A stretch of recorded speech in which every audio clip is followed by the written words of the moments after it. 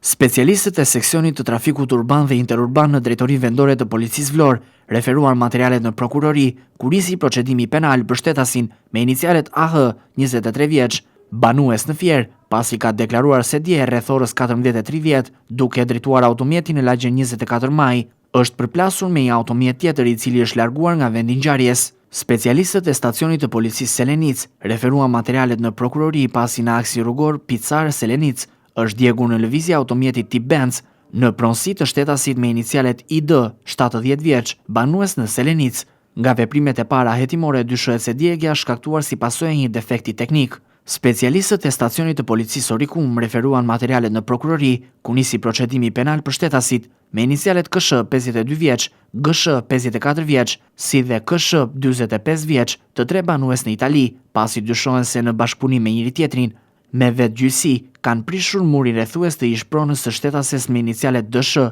banuese në Tiranë. Specialistët për hetimin e krimeve në Komisariatin e Policisë Sarandë referuan materialet në prokurori, ku nisi procedimi penal për shtetasin me inicialet AK 68 vjeç, banues në Ksamil. Pasi ndaj tij ka bërë kazim shtetësia me inicialet HK, e cila pretendon se pas një konflikti për motive të dobta, është goditur me shuplak nga ky shtetas. Specialistët për hetimin e krimeve në Komisariatin e Policisë Vlorë referuan materialet në prokurori pas kallëzimit të bërë nga shtetasi ukrainas me inicialet DK 43 vjeç, i cili ka kallëzuar se janë vjedhur targat e automjetit, punohet për identifikimin dhe kapjen e autorit ose autorëve. Specialistët e stacionit të policisë Konispol referuan materialet në prokurori, ku nisi procedimi penal për shtetasin me inicialet AM, banues në Konispol, pasi ndaj tij ka bërë kallëzim shtetasi me inicialet FM, i cili pretendon se pas një konflikti për motive të dobta, është goditur me grushte nga ky shtetas. Materialet procedurale ju referuan prokurorive kompetente për veprime të mëtejshme.